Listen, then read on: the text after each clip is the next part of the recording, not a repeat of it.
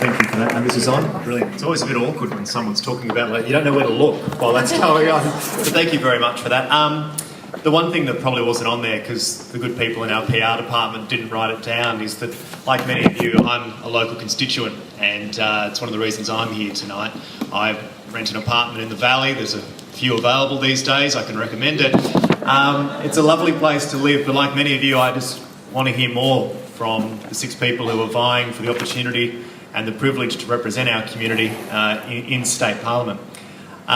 With that said, obviously we're doing this a bit like a Q&A thing. We'll discuss some issues that I'll raise to begin with to kind of get the ball rolling a little bit. Then we'll take some questions from the audience. Each year the feedback is we want more time for questions from the audience, so we'll try to facilitate that as much as possible. And with that in mind, I'm no Tony Jones, but I'm going to be real tight on the time. Okay, so it doesn't matter whether they're on the stage or they're in the crowd. Succinct is going to be the word of the night. Oh, you all right? Oh, we need. Is there a doctor in here? There's a nurse, definitely.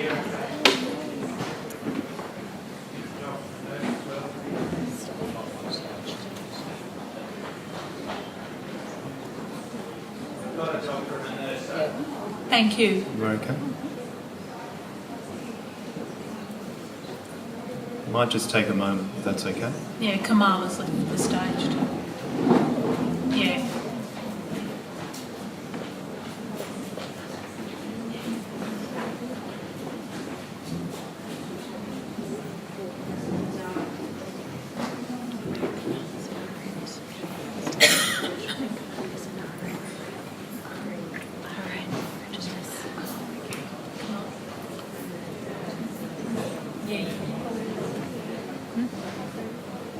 Okay?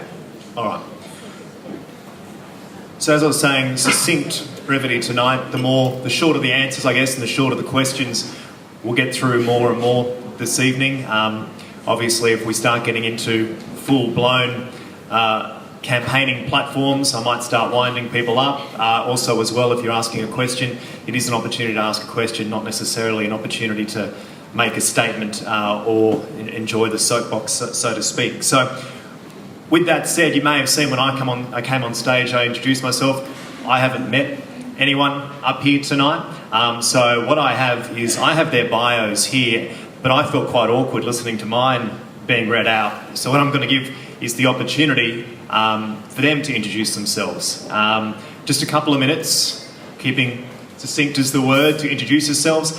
Maybe tell us something we're not going to read on your website, and also something about why you've put your hand up and why you're running forward tonight. So I guess what I might do is I might move this way. If Edward, if you want to start off and just introduce yourself, if that works for you. What was that? Jamie's first on the ballot paper. We should go on the ballot paper. Well, I'm happy to do that. This spirit of collaboration, I saw Labor and One Nation today hugging. I love it. It's all going very well. Jamie, do you want to... I have the ballot paper order here, so we can start like that. Jamie, would you like to start? Sure. Look, I'm a Brisbane boy through and through. I was born here, I grew up here. I've had my kids here, I've built businesses here. I first moved into this electorate 25 years ago when I got my first job out of uni. I lived up in Petrie Terrace. Since then I've lived in Hurst and I've lived in Spring Hill. So I know this community pretty well. I'm very, very connected to it. I'm married to my wife Mandy. We have 2 daughters, both of whom we're very proud of. They go to school in this electorate. Look, I'm a small business guy. I have built a couple of businesses. I've allowed them to grow, helped them to grow, employed people in this electorate. Both businesses were here. A lot of people will look to their families when they're asked why they're running, and I'm no different. And so I'm here in the hope that I can make a difference. And I think to make a difference, you have to be different. So I'm presenting myself as a candidate from the real world, someone who has struggled, has built businesses. I'm not a political staffer, I'm not an activist, I'm not a union organiser. I've built these businesses. I know what it's like to have no revenue, to start from nothing. I know what it's like to not have a guaranteed income. I know what it's like to employ people and manage a team.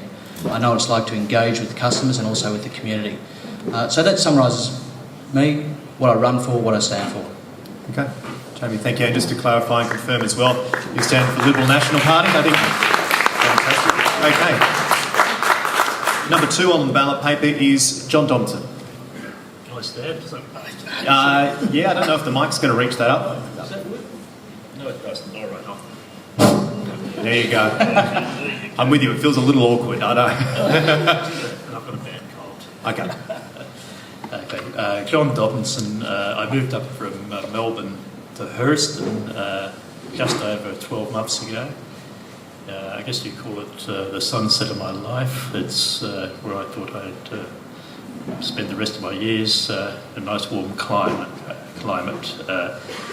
I'm here because a friend recommended Hurston to me, close to the city, and I said, what about the water? He said, oh, no, millions and millions have been spent on water, don't worry about that.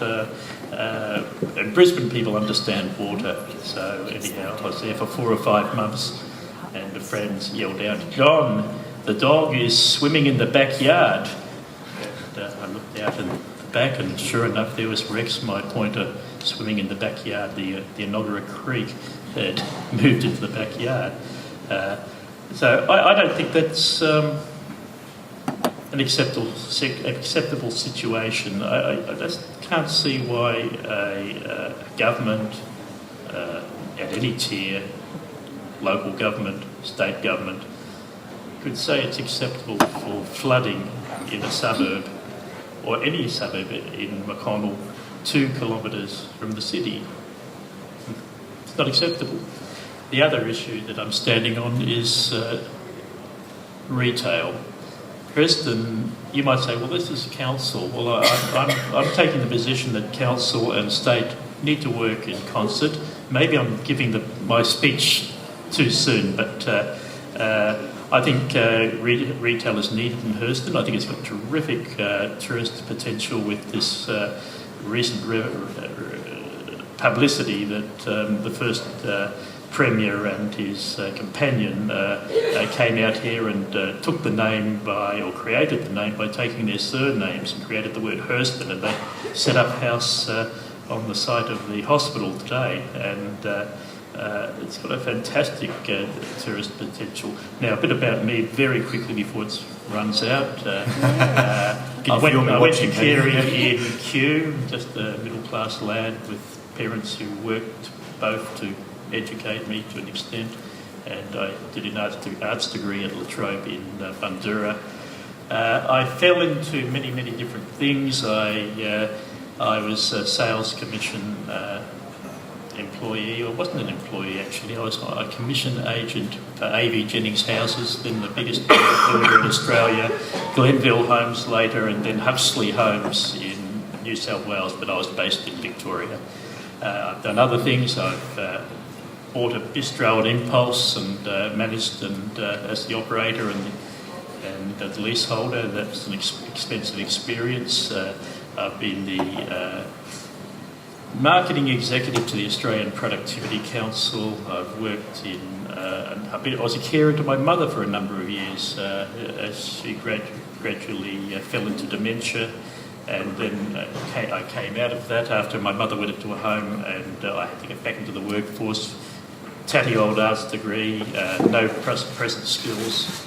So I fell into retail and furniture and bedding. And this is another issue that does concern me, the bullying in the retail industry. I think people are entitled to respect. I've said enough. Thank you. Thanks, Ciao.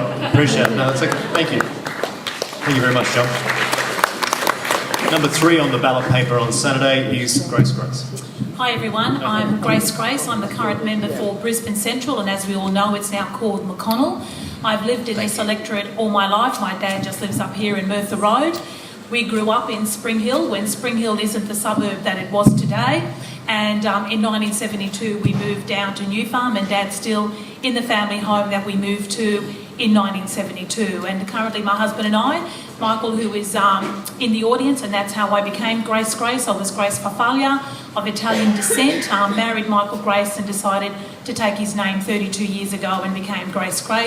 And we're the proud parents of my daughter Alexandra. So we've lived in this area all our life. Currently we're in Fortitude Valley and Arthur Street, and I've loved this area and I've never lived anywhere else. I'm very involved in the community, as a lot of you know. My work history is I'm a very proud union official, ex-union official, and I headed up the Queensland Council of Unions before I entered Parliament when Peter Beattie retired in 2007. This is my 5th election in 10 years. I ran in 7, 9, 12, 15 and now 17. So a couple I've had under my belt, one I didn't, and I got in last time, and I've been fortunate to enter the Ministry of the Palaszczuk government. I'm running, as you know, on the Labor ticket as Minister for Employment and Industrial Relations, Minister for Racing and Minister for Multicultural Affairs. I've got a real passion for multicultural affairs and inclusive, compassionate and welcoming society. Industrial relations has been my passion all my life. I have fought for the rights of workers, I have fought for equal rights, and definitely fought for the community gaining those access to services and rights as well, and been involved in this community in many organisations for many years. I'm running again because I absolutely find it an honour to represent the people of Brisbane Central. Why would you live anywhere else? This is probably the best electorate that there is, and I would find it an honour again to serve for another 3 years in a government, and I'm looking forward to continuing the good work that we've done in the area of jobs, particularly education, and I can talk more about that, Lachlan, later on. Of course, continuing the good work in restoring frontline services in health. We have one of the best hospitals in the world here of the RBWH, and of course working in all of the areas that I know many of you have interest in. So I'm looking for another term. I seek your support, and hopefully I can remain and become the first member for McConnel after Saturday. Thank you.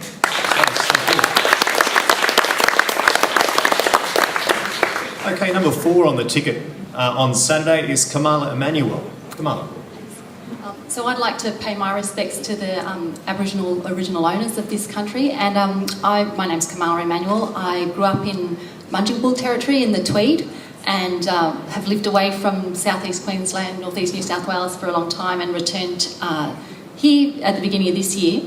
I studied medicine. I'm a general practitioner. I've worked mostly in women's health services, reproductive and sexual health services, and a short time in a few years in an Aboriginal health service. So I've worked performing abortion and counselling women who need abortion, and that's really my big passion. I was very excited to hear that Rob Pyne introduced the legislation into Parliament last year to try to decriminalise abortion, and was very, very keen to support that campaign whatever way I could.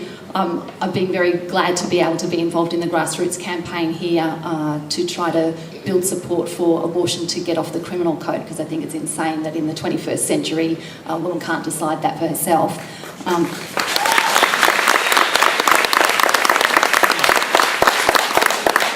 And so the 3 top issues that I'm campaigning on are firstly to make abortion not only legal but also accessible, because even if we have top class hospitals, if women can't access abortion care in them, that's not good enough. And then the other things are to stop the Adani coal mine. So I've been involved in, I helped found a group called Safe Climate Perth when I was living in Perth, and a Safe Climate group in Sydney. And I've looked at some of the science at around 2007 quite closely, and had my, oh my goodness gracious me moment, to realise that climate change is just the risk of accelerating climate change it makes it a much more profoundly dangerous time that we're in than is in the public discourse. And I think stopping the Adani coal mine is an essential step towards securing a safe climate for ourselves and our kids. And in terms of cost of living issues, that's very real. The part of my platform, which is a socialist platform, is to expand public housing as part of a process of making housing affordable.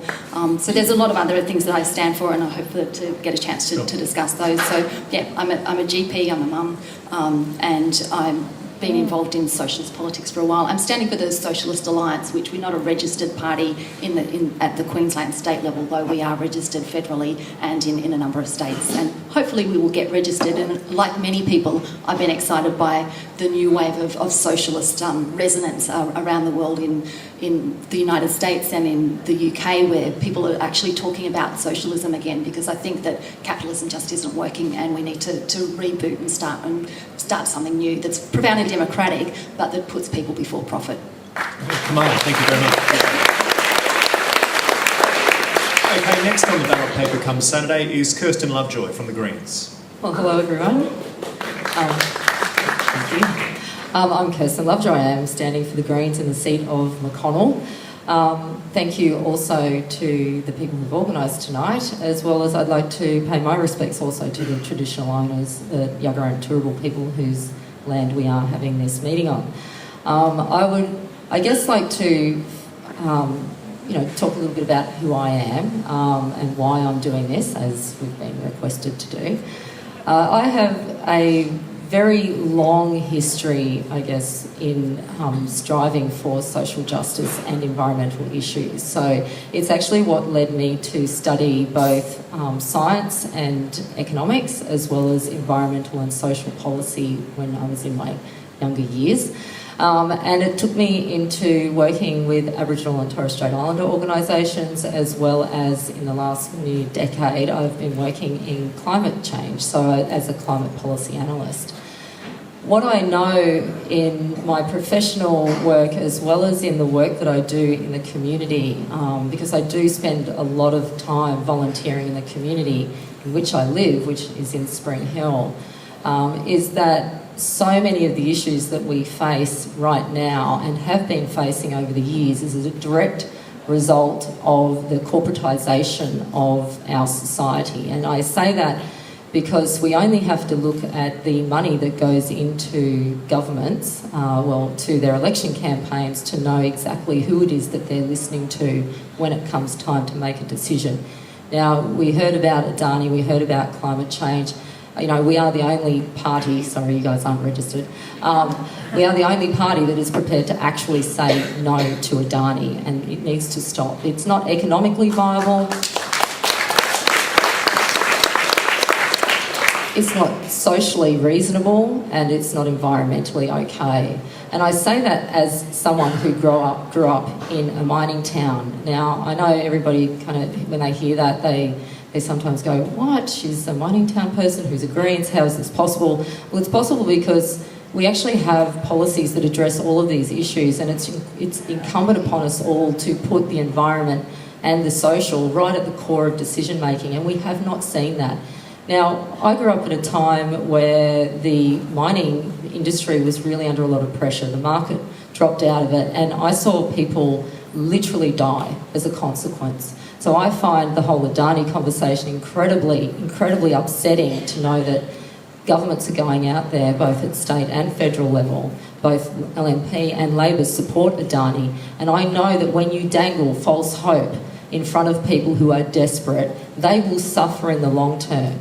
Now that's maybe not a tangible notion for you, living in Brisbane in this beautiful electorate where I've also lived for over a decade and raised my kids here, but things that you can see it now.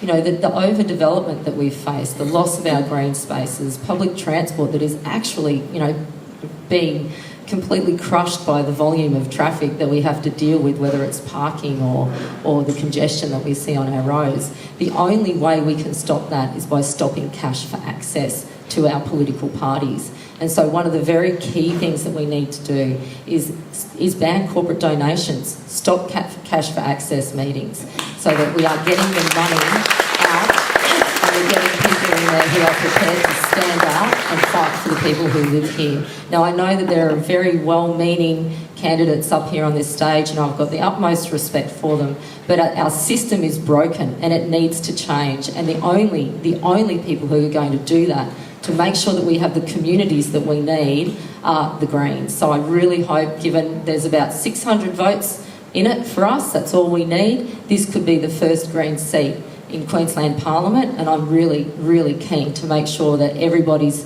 represented in that Parliament, and so is our future. Awesome, thank you. And number 6 on the ballot paper is Edward Gilmore. Evening, folks. Thank you for coming along.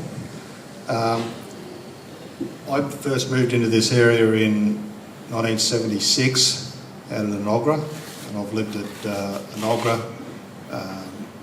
Bowen Hills, Wilston, Hurston. Kids have gone to school at Brisbane Central, Kelvin Grove State High, and a few other places around the northern side of Brisbane. I've worked in electronics and communications. I have a degree in electrical engineering. I got into this task because I was concerned about partly the social justice issues associated with what's going on in the greatest part of the state and in the size of the budget. So basically I'm conservative in many respects. I'm aware of the economic issues involved, and I don't like to see the apparent subsidy by the taxpayer of commercial industry that is not returning the response in terms of jobs for the people. If you want to see some of my policies and approach to the issue, which is very much an engineering and project management approach, you can have a look on my Facebook page, which look up in my name. And that explains the background detail. I know all of the candidates. I've met all the candidates except for John. I may have met him, but we don't remember each other. So I'm sure that they're valid and conscientious about their issues. I have similar concerns to all of them on some of the things that they've raised. I'm not quite sure about Jamie, actually. But probably from a conservative point of view. My main issue is balancing the budget and getting people employed actually in the area and the greater area of Brisbane, and keeping in mind that Brisbane is not all of Queensland. Brisbane is just a little portion of it. We have to consider our position within the whole state. I think that's probably handed back to you, Lachlan. Okay, Edward, thank you so much. Appreciate it.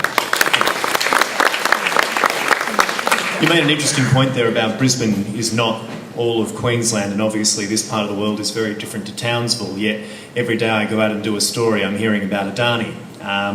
Yesterday religious leaders came out just up the road and they came out in unified opposition to it, and tonight there is quite a large sit-in up at Queen Street Mall. A few hundred people are expected to be up there. So what I might want to do is just, obviously Kamala and Kirsten, you've kind of made yourselves very clear on this. Grace, I might come to you first, because if you could just clarify what your position and what your party's position is. I think there may be some confusion about the loan and what the Premier said she would do in terms of vetoing.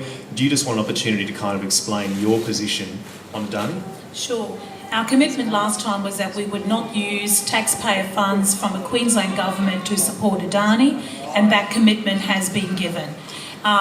Also, the Premier now has come out to say that we will veto any funding coming from the Northern Australia Infrastructure Fund, and the Cabinet is 100% behind her, and that is the position, full stop. We will not, as a state, facilitate any loan to Adani in relation to the NAIF. So that's the position. That is clear.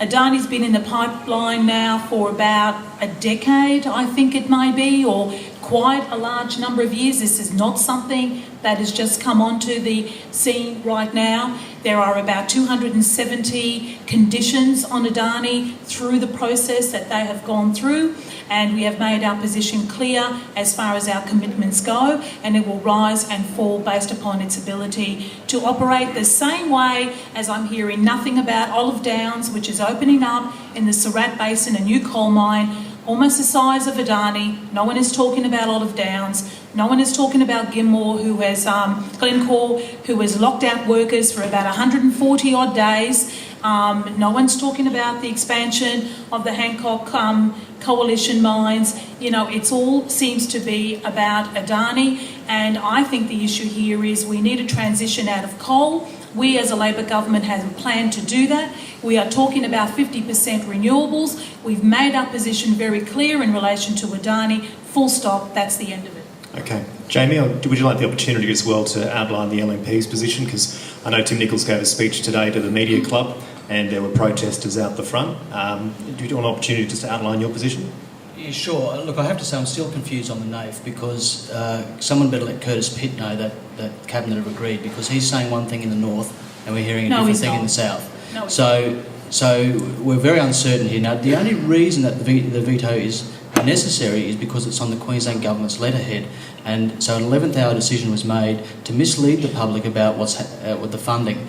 Now, Adani will occur with or without NAIF. Adani does not rely commercially. It does not need NAIF to proceed. It will be proceeding with or without NAIF.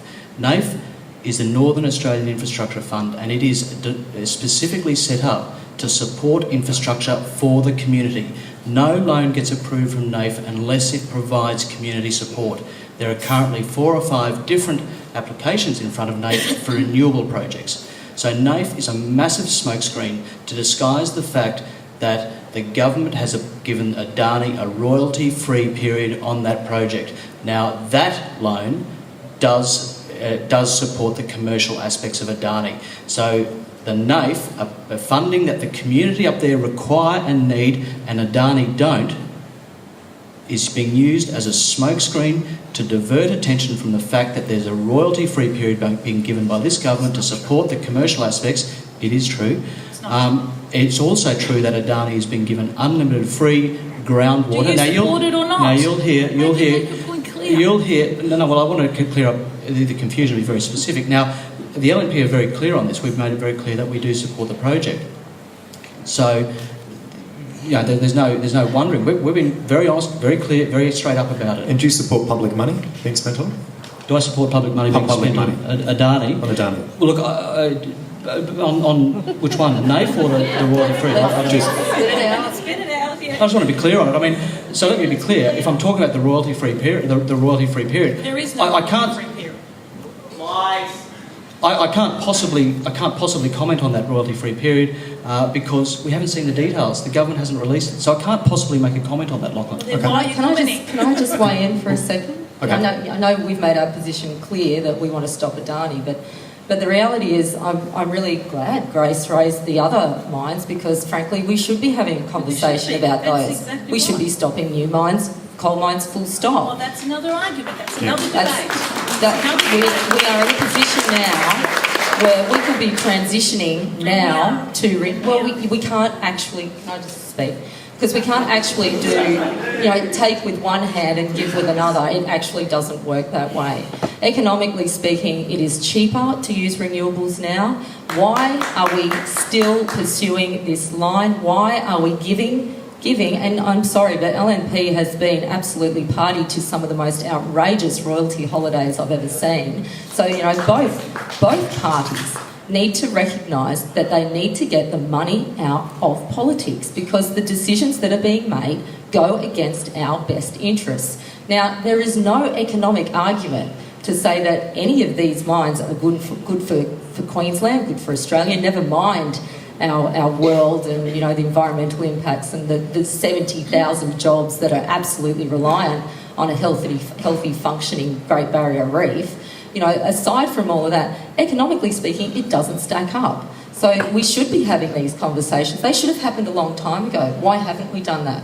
Why won't you just sit here and honestly tell everybody that if you were in government, you would be doing exactly the same thing? I just did, Kirsten. I think I was pretty clear. About the royalty holidays, no, you were a bit hazy on that. I can't possibly comment on an agreement that hasn't been released. It's ridiculous. And that is actually the other point. There's a lot of this stuff that we don't even know about. Where's the transparency? When is and the same can be said about the casino development in the CBD. We don't get an opportunity to see the detail that's wrapped up in a lot of these proposals. When is it our turn to have an opportunity to have a real say and stop being pushed out of the conversation and given these tokenistic consultation processes that the community wants to get involved in, but at the end of the day, they're absolutely demoralised because they've been completely ignored, or there's been some little tinkering around the edges to try and appease us. It's just not good enough. Okay. Grace, you want to say something quickly, and then Yes, I'll I just go wanted John, to say that Edward in and relation Kamala. to the royalties, I'm a member of the Cabinet, I've seen it. They will be paying their full royalties with interest that are due in relation if that mine goes ahead. So if there's interest, there's a royalty-free period. Everything, the whole lot will be paid during the duration of that mine. If it's been paid with interest, it means there's a loan, a royalty-free period. No, it is. You said there's interest payable. There must be a Whatever is loan. occurring, they will be paying Your it own words, all in Grace. full. Okay, John, Edward, Kamala, would you like to add something, Kamala? Yep, sure. Yes, I mean, in a way, to echo what Kirsten has said, and I think I do welcome the idea that we should be talking about getting 100% of our energy from renewables, and we have to, and I think it's important to just peel back the notion that this is about jobs, because it's about profits for the corporations. It's not about jobs. We can't talk about sustainable jobs into the future in an industry that we have to close down, and we do have to close it down. We do have to close down coal mining, and we do have to close down electricity generation from coal. We could totally move towards 100% of our energy coming from renewables. Beyond Zero Emissions is just one group who's put forward a plan for how that could be done in a 10-year time frame. We should be looking at plans like that for how we could have energy security with job security, and talk about making the manufacturing that we need to get the energy production. So for the concentrating solar thermal, and for the other energy production, we can have jobs in regions that will be affected by the inevitable transition away from coal. So we can have the jobs and have the environment. We don't need to get wedged on that. Kamala, thank you. John, Edward, anything else? No? I'm just curious as to where the coal will be going apart from India. It's a good question. He asked where would the coal be going apart from India? Well, Yep. I'd like to say that I object to the money from the taxpayer or relaxation of royalties to the mines going to any large production. But I also appreciate the fact that there are tens of thousands of Queensland jobs that need to be considered in this issue. So in terms of reducing the royalty issue, I would say vote no. Do I think that Adani should get any subsidy from the taxpayers? No again.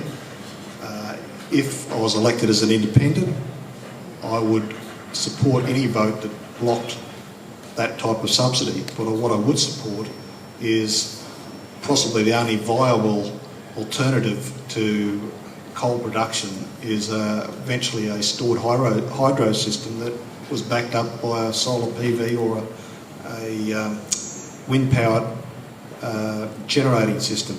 But we do not have the capacity at present, and we're not likely to have the capacity for the next 10 or 15 years, assuming we started to build it now.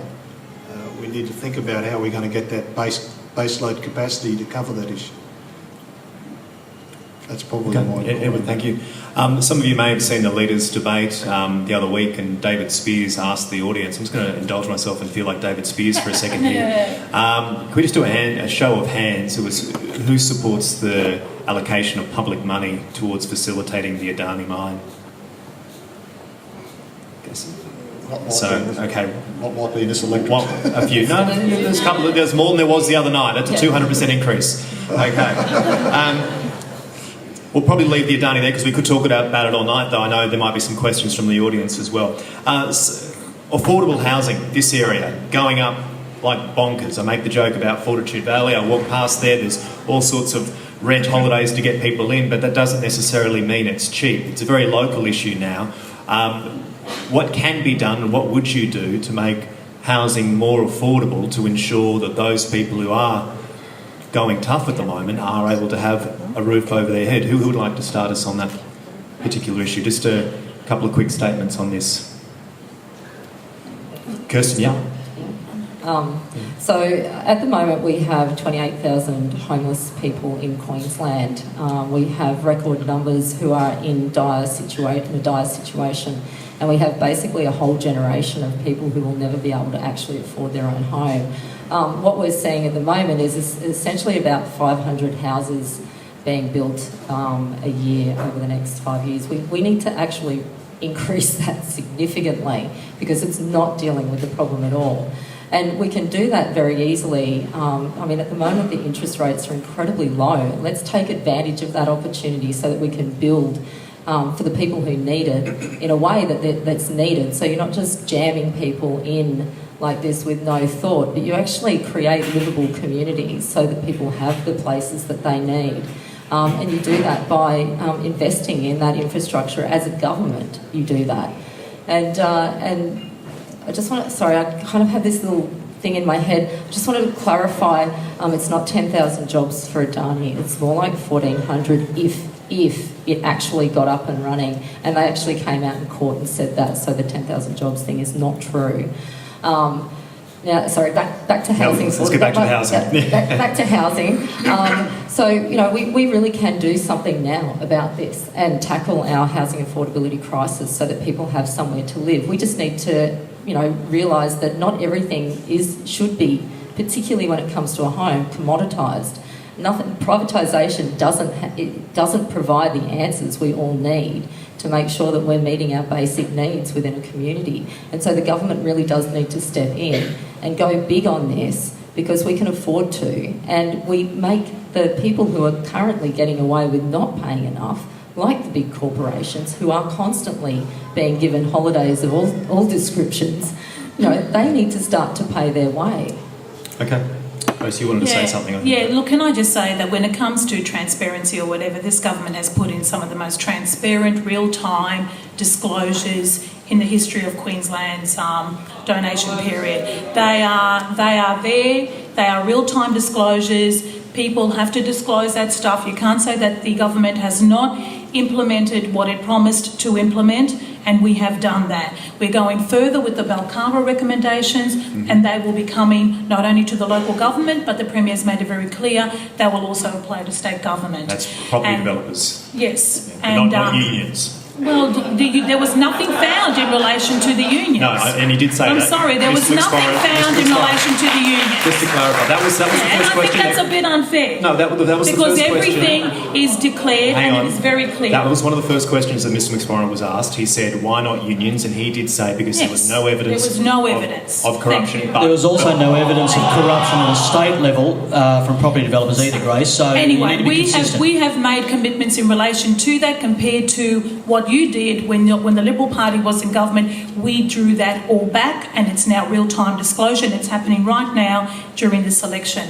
Okay. Having said that, in relation to public housing, there is a passion for public housing. I've just been to the Brisbane Youth Service, AGM, where they run a number of housing complexes to help young people in need, and that is fully funded by a state government giving them the services that they need to assist young people. We had a couple of really heart-wrenching stories today about how the BYS in the Valley assisted those two young people. But we need to do more, of course, and we have a $1.6 billion public housing strategy that has been announced by the Minister to build additional public housing, and we do it in a way where we provide not only the public housing needs for those in needs as much as we possibly can under that funding regime, but to also ensure that we have an affordable housing stream, and that comes with that combination under the Brisbane Housing Company that has built thousands and thousands of units on an affordable basis. If you have to look at Kelvin Grove, some of the areas around Fortitude Valley in my electorate that they have built over the years,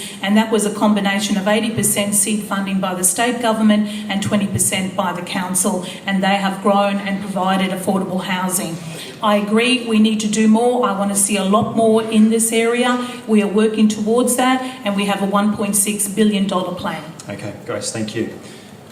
Kamala, you wanted to add something? Thank you. So I think the important thing to notice is that we're a rich country, and Queensland has been experiencing some very good economic times, and we still have people living on the street, so we clearly haven't done enough. And I think that if we were to be prioritising people and not profit, we would see something quite different. We wouldn't be seeing people living rough So we clearly haven't prioritised housing enough, because if you don't have housing, then you don't have a secure, safe base from which you can organise your employment, and you can organise your healthcare and so many other things. So we need to make a big priority of affordable housing. And there's homelessness and there's housing stress, and expanding public housing is the first thing. We need to have a 2-3 year plan. We could easily do it. We could have a plan to build enough housing to house people who are currently homeless. And this itself would put a downward pressure on rent, and I think that would only be a good thing if people are able to have public housing as an option. In some of the Scandinavian countries, public housing is taken up by maybe like 40% of the population. It's not seen as it's not seen as the option for only if you're just about destitute. It's just a viable option for people, and I think having that approach means that there's a degree of dignity in housing that if we say it's got to be good quality, it's got to be environmentally sustainable, and it's got to be about building communities. So not just cramming people into big high rises, but in communities with green space, with the ability to expect that you're going to live there long term, and not just it's not just going to be moving from pillar to post. Kamala, thank you very much. Jamie, John, I think we'll add on this. Thank you. Just to give you a bit of background about, because it's relevant, back in '82 I was an endorsed Liberal candidate in Victoria. A decade later I was an Australian Democrat. I formed a movement to rally independents unsuccessfully called the Bolte movement, and this was around '92, this was based on Bolte's belief. You probably don't know who Bolte is. Henry Bolte was a great Victorian Premier, and he governed on many beliefs. He supported manufacturing, but he had a belief that every man, you'd say every person today, had the right to an education, a job and a house, a home. He had people working with him like Albert Jennings of A.V. Jennings, and Victoria became close to the highest home ownership country or state in the world. So how can that affect locally? I don't think it's a bad position for a government. You might say, well, you're talking 40, 50, 60 years ago. I still think it's relevant for a government to have a base platform that every person has the right to an education, job and a house. The situation at the moment, well, what have we got? We've got an RBA who's kept interest rates low, hoping to fire up retail, but what they succeeded in doing was firing up the speculators, and housing went through the roof. You've got commission rates paid to agents up here of 2.75%, advertising packages, negative gearers, subsidised effectively by government to speculate, and however, if we stop the negative, stop negative gearing flat, and we say you've got to get rid of your houses, the economy will go into shock. So what do you do? Well, I think for a start you could probably say if we're going to have future negative gearing, it's not going to be on housing, it's not going to be on earth-planted property, it's not going to be on units, it's going to be on high-rise flats. If you want to negatively gear, it's going to be on new flats. And as for foreigners, I don't know if that word's almost sounding offensive now, but I'll use it. As for foreigners... if you can make it a brief statement for me, John. Okay. Very quickly, I think foreign ownership should be restricted to flats. I think also, very quickly, I'll make a point, there's a lot of people with freestanding houses right throughout Australia, and they don't want to move out of their homes. They're baby boomers and so on and so on. They've got a lot of land behind their houses, and I think the government should set aside council red tape, state government red tape, I'm talking federally now, and say, right, you can build a second home on your house, on your property, for genuine Australian first home buyers to live in, and we'll give you a tax incentive. We'll make it capital gains tax free to sell that. And you can put a little nest egg in your account and help out housing. All right, That's the thought. Thank you. Jamie, Edward, just quickly before we're going to open up to the crowd here, because some hands are already starting to go up. Look, I think across the panel, I think we all agree that having a home is important. And for the vulnerable, that means social housing. I think that's probably what Edward agrees. I've known him for a while now, and I think that he'd be comfortable with me including him in that. Now, social housing is important, and it's important to work with the communities and work with the council. And we've had a very successful track record in doing that. An example of that is the Logan Housing Renewable Initiative. And I might say that at the moment, there are, as we sit here, there are 15,000 people sitting on the waiting lists for social housing. That's not acceptable. So Grace is right, they should have done more. But I want to talk about the Logan Housing Renewable Initiative. This was an $800 million project. It was going to build over 2,500 homes. It was going to employ over 200 people. And it was closed down without warning and without consultation. These are the sorts of projects that if we're elected and form government, we will continue to work on with the community and with the relevant councils. Okay. Jamie, thank you. I see a lot of agreement points here between us all. The issue about 29,000, 28,000 potential homeless in Queensland, I suspect it's probably more than that if we count those that are couch surfing from place to place. But in considering those people, we need to consider jobs and employment for them as well. I know there are parts of Queensland that are looking for casual workers and pickers. I'd like to see a program where regional towns don't have to pay the cost, but will consider accommodating at taxpayers' expense communities that are built up for, excuse me, communities that are built up for the homeless as groups. A sizable percentage of the homeless are,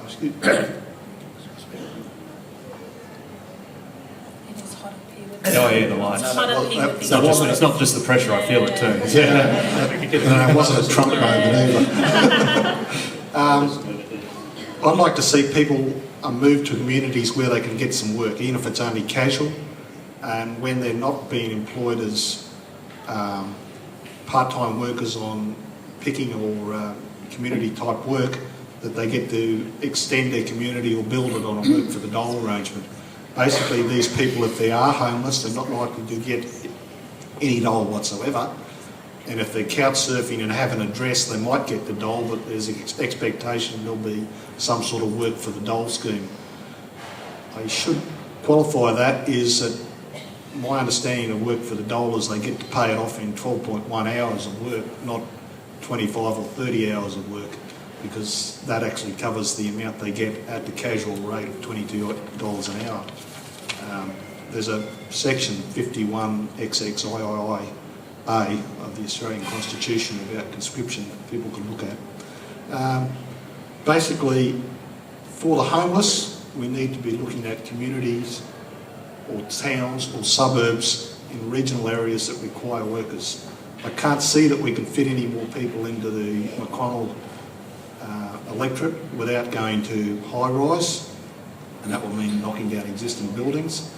And these people, those that are on housing stress, not just the homeless, do they actually have employment, and can we move them to some place where there is employment? And just keep in mind that a few decades ago the Housing Commission role was they'd build it and then they'd rent it out at 1/4 or 1/3 of the income of the person. Where that's choked off since then is that the income from social security or for poor incomes does not meet the cost of building all these buildings. The other thing in regards to raising money for the issue is there appears to be a lot of empty rental investment properties. I'd be agreeable to seeing a tax on empty rental investment properties that have nobody in them at all. Okay, Edward, thank you very much. Now, obviously, you've noticed that I was timing everyone then. I've tried to give everyone an opportunity to speak on this. What we're going to do now is on the issues, we're going to open it up to the floor. What I'd ask, obviously, as I said before, is if you are going to ask a question, please do ask a question. Don't take this as an opportunity to make a statement. And also, when you're asking a question, we've got Marina and Siobhan out there with the microphones. It's on the sides here. It is a bit difficult to see, so when you might ask you to stand up to do your question when you make a question, but also please be specific in who you're directing it to. Obviously, if you're directing it to the whole panel, I'm going to have to be pretty tight on time because I want to get through as many questions as we can. Now, what I'm going to do is Marina and Siobhan should be out there and they should have some people lined up already. Is that right? Somebody over there with a hand up. Who's got? Right, who's got? If you could just stand up. Thank you, John. Hello, this is a question for the Socialist candidate and the Greens and Labor. I guess Liberal are just a bit beyond the pale on this issue anyway. So, it's all very well to talk about affordable housing and renewable energy and decorporatising and things like this, but none of you, absolutely none of you, just from a purely scientific perspective, have mentioned the issue of population growth. Now, a few years ago we discussed the big Australia, and I mean, two questions, I suppose. Do you believe there is such a thing as an optimal population for Queensland, given that we have water stress, water security problems? We're continuing to build on a floodplain, as one of the people commented, so we can obviously expect to be flooded. So is there an optimal population, and what are your party's policies on population growth? Because I just read a Nature article last week. Since the 80s or so, population growth is not being adding to economic growth, and yet governments just seem to be growth boosters. I mean, so yeah, please... so you were asking that question to Grace, Kamala... Yes, so the three, the Socialist candidate, yep. His name is Grace. sorry. That's it. Kamala, Grace and Kirsten. That's right, yeah, thanks. Who would like to start? Sure. Yep, if we could make it. Succinct, it's my word. Yes, succinct.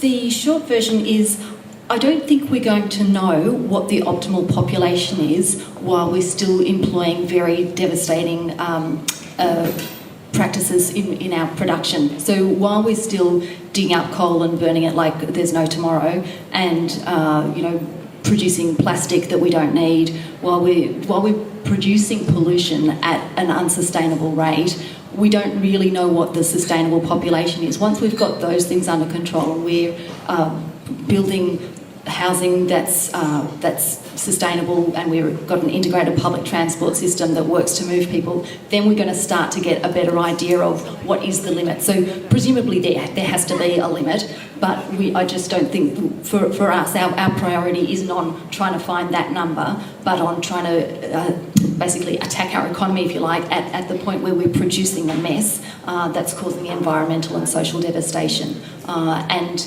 that most likely at some point we'll figure out then what the once we've done those things, it'll be clearer what sort of a population we can sustain. Okay. Grace? Yeah, and look, I tend to agree. I mean, it is very difficult to predict a particular population, Julia, and I know what you're saying, and it also moves around in Australia and internationally as well. And can I say that when people are in need, I think that as Australians we should be opening our borders and assisting and that type of stuff as well. So it is a difficult one to know, and I firmly believe that, I actually, just as an aside, think what's happening on Manus Island is terrible, and I think we're big enough to be able to do something there, and that is my personal view, and I express that within my own party, at every opportunity. But it is one of those difficult ones. I guess what we do need to do is put the policies in place that is going to address the environmental issues with transitioning to renewables. Totally agree on that. That's exactly what we're doing. In relation to looking at the environment, things like, the banning of plastic bags, the little things that we can do to assist the environment. We're not climate change deniers. We agree with the science and we know exactly what is happening. We need to put the policies in place across the whole lot. I agree that we also need jobs. We also need to maintain affordable electricity. It's an essential service these days, and you can't do it in a big way. So it is about transitioning into the new economy. I put building a new coal-fired power station in the same realm as the government of the day saying, hey, listen, I think we should be investing in stagecoaches, and they're building the car. You know, like, it is renewables. That is the future. And we will not be building a new coal-fired power station, for example. We will be looking at hydro, wind and solar. That is where we're transitioning to. That is what this government has put into our plan. But to predict that population, if you have a look at where Australia has gone, migration has been the migration tap to bring in the skills that are required. Clearly, the world is changing in relation to that, but I believe that we need to put all those policies together to provide the services and to provide the essential human rights services that a society needs to give to its community. All right, Grace, thank you. Kirsten? Yes, I don't think the Greens are a population booster. In fact, we are very intent on making sure that we deal with the education side of things for starters, because it plays an enormous role in population growth. So women that are educated are far less likely to have large families. So it's really important that we focus on education. Also, you know, ensuring that we have access to really good reproductive choice, which I think you made some great points about that, Kamala, already, and we do need to be able to enable women to make those choices that are right for them. So the other thing as well is definitely around waste. In our, you know, like, it's very easy to point to population as the issue, but population is only an issue as far as the things that we consume. So we consume an awful lot, and I can sit here and say, you know, you shouldn't consume everything. We all consume. And it's about trying to figure out a way through that so that we're not consuming as much as we are, and really, really pull it back, because every time we throw something away because we only ate half the dinner, or we, you know, want to buy a new car even though we've got two already sitting in the driveway, every time we create more stuff, we have to do something with it. That's an impact on us all in the long run. So we absolutely need to deal with our waste issue. Now, I mean, I can't help but think of the waste levy that was in place under the previous Labor government that the LNP government removed. Again, these short-term decisions that are made by governments really, you know, leave us all, I guess, gasping at what it is that we're actually going to do to take, you know, the bull by the horns and do something about the stuff, again, that we create, because we all have to deal with it in the long run.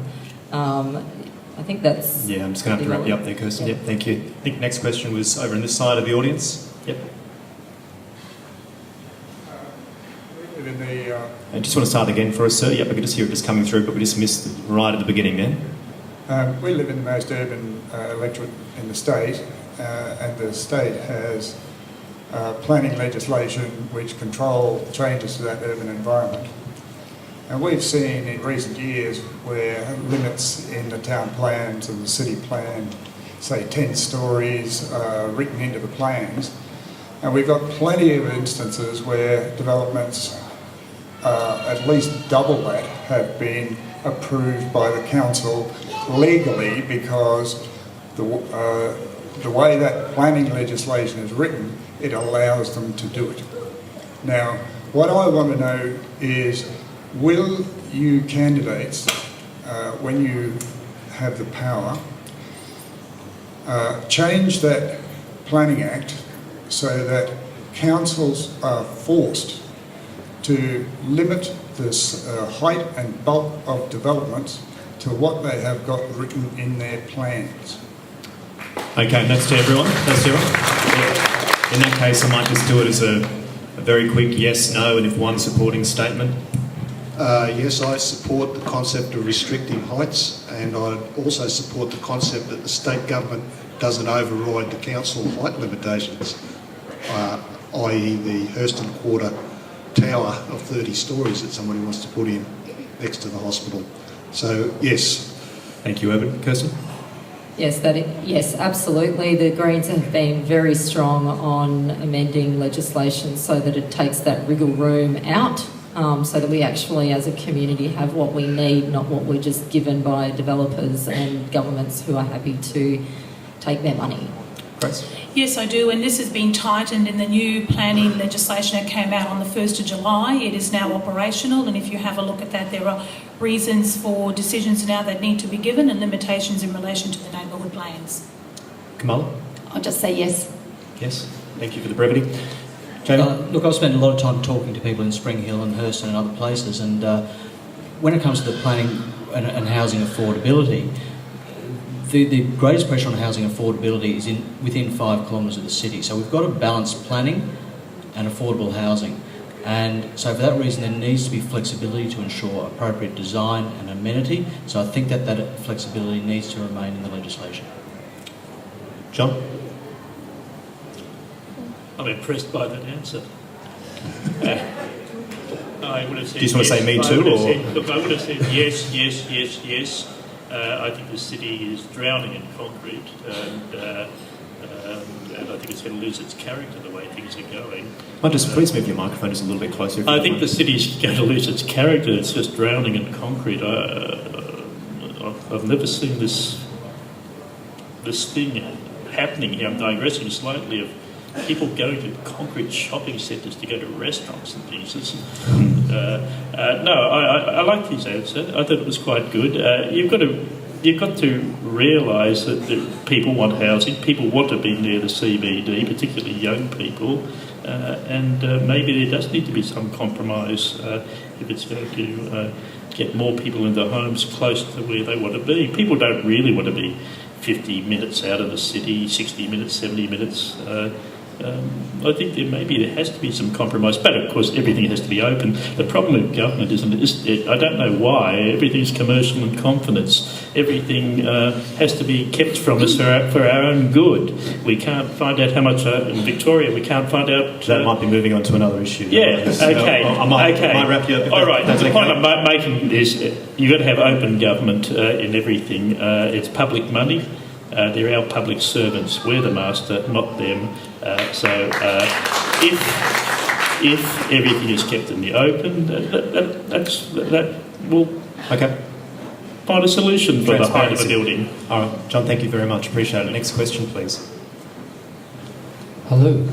Hi, my name's Peter. I just want to pick up on a few key points that a few different people have said here tonight. Is it going to be a question? There is a question. Yeah, okay. I'm tying it all together. All right. I'm trying to speak quickly as well, so waste people's time. Thank you. Kirsten was just talking about education as the key to the population issue. A long time ago there was talk that Australia might actually be the clever country. I'm quite concerned with a number of the policies I've seen at both a federal level as well as a state level from the two majors. One of our majors has been chanting jobs and growth, jobs and growth, jobs and growth for years, but I just want to know what we think these jobs are. We're turning into a nation of baristas and 24-hour retail stores. Where is our future? All of these key problems that we're talking about can be solved by education and innovative thought. Where are the jobs? Where are they coming from? We don't need to be playing to the lowest common denominator. We're not a stupid country. We don't need to bow to the fear and hate-mongering of people like One Nation. We need to be looking to the future as a smart, capable country. So where are the jobs? Where are the jobs coming from? Where are we going? Anyone in specific, or just generally? All of them. Just a statement, okay, if we could keep it very brief, please. Who would like to start? Edward? I'm glad there are no one notion, no idea candidates in this electorate. Jobs need to be either in service or in manufacture, or in farming production. What we seem to be missing is the manufacturing. That appears to have been gutted. We need to have people where there is production. I can't see that continually pouring people into the service industry is going to create long-term growth for the country. We might need to build cities inland from where we currently are, and certainly building on smaller blocks in McConnel is not necessarily going to solve either the jobs requirement or the population issues. And furthermore, I'm big on the concept of work where we live, not necessarily build accommodation and go to where we want to work. So if that helps. Kirsten, if we can move along. Yeah, sure.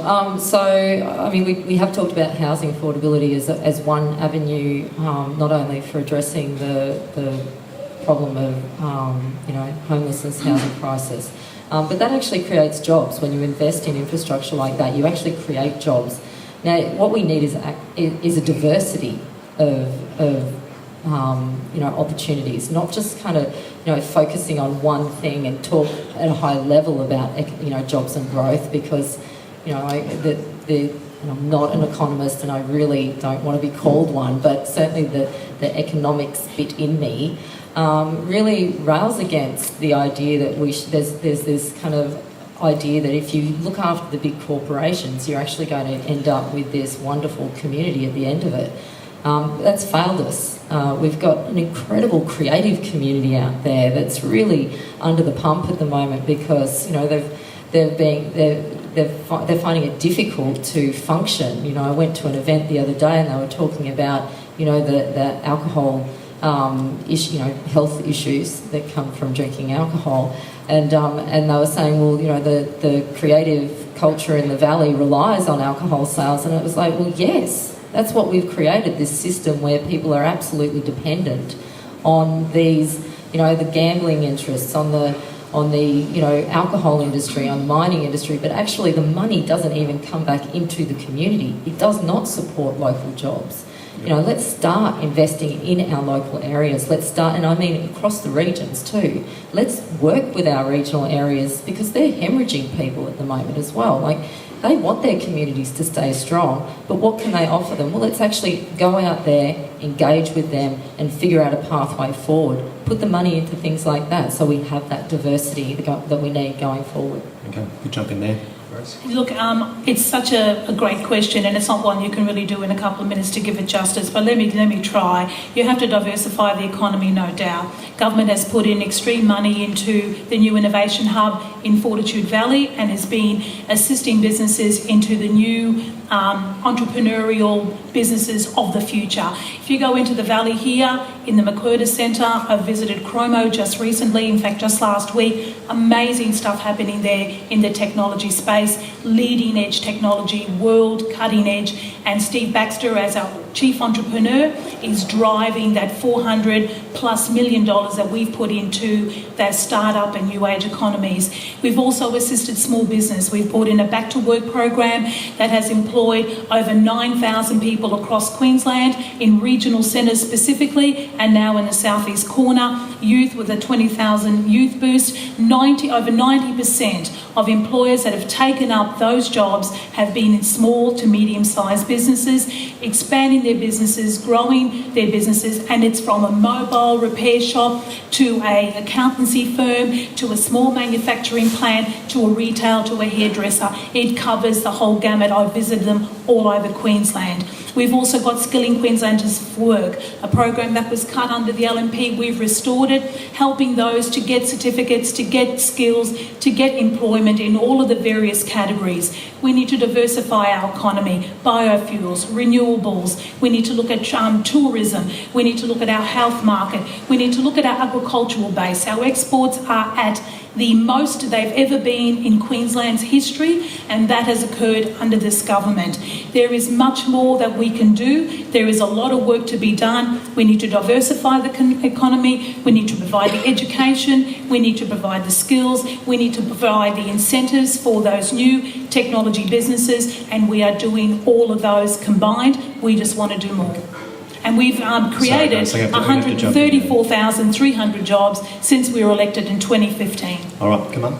So to tackle the climate crisis, we actually need an emergency mobilisation of resources so that we can very quickly reduce our emissions to about zero as soon as possible. And a 10-year plan is almost too late, but we should have a 10-year plan. And so to make that kind of a transition work, it means a big mobilisation of resources in both in science and education and also in manufacturing. So the kind of plan we need is one to roll out as quickly as we can renewable energy. This means creating the manufacturing to be able to get whether it's concentrating solar thermal or wind turbines, whatever it takes, once we locate that in areas that need the jobs. So we need to transform our energy system, we need to transform our transport system, we need to transform housing, the places where we're consuming energy and creating greenhouse gas emissions. So to be able to do those things, reforestation is another whole area. There's a whole lot of work that needs to be done to do that, and it's completely about jobs actually. So there's the potential to push our freight onto rail, to expand public transport so that the vast majority of commuter trips or of passenger trips are done on public transport that's electrified so that we're not dependent on burning fossil fuels at all. Reforestation, construction of livable, sustainable housing to reduce our energy needs in cooling and heating. So that's one whole area that we do desperately need to create jobs in. We'll need to have the money for that, and taxing the rich is the best way of being able to do that. The big corporations that have so far profited from failing to make the transition away from fossil fuels are the first ones who need to be targeted to pay special levies to allow this to occur. Then there's also healthcare, mental health in particular, but other aspects of community healthcare that we need to expand our health, not only our health workforce, but also our to locate community health centres so that people can actually access healthcare for free. We've lost universal healthcare with the turn from Medicare to being, it's only it only supplements what people pay. I'm going to have to jump in. Okay. My apologies. All right. Science and innovation is the other area. I know you've got quite a list, and I appreciate that. I was studiously taking notes there. Didn't mean to be rude. My apologies. Tim, where are the jobs coming from? Thank you. Well, reforestation is actually one area where we're going to plant 3 million trees over the next 6 years, so that'll certainly create some jobs. Here am I saying we're going to plant 3 million trees over the next 6 years. That's going to create jobs. Look, there's two sides to this. There's the employer and there's the employee. So looking at the employer first, as Grace said, the Powerhouse is the small and medium-sized enterprises. So to provide them with the incentive and the ability to invest and to run their businesses without unnecessary bureaucracy and red tape. So we'll look to reduce that red tape as much as possible. We'll look to give them incentives to employ people, and we'll look to address the issues relating to accessing people and matching people for certain skills areas. That then segues onto the employee side. We have a program, we're proposing a program for over 50s who either don't have the skills necessary for the new economy or do have the skills that employers are looking for, and so we're proposing a skills matching program in that sector. We're also providing grants for apprentices and tradies who are looking to get into the workforce. But look, in this area, in McConnel, probably the most important area, the most vibrant area is that arts and hospitality sector. So we have a $6 million arts program to boost the arts sector in not just in McConnel, of course, but it's very important to this electorate. But probably the main thing that has caused employment issues, especially for young employees in this electorate, has been the government's absolute bungling of liquor licensing laws. Now, not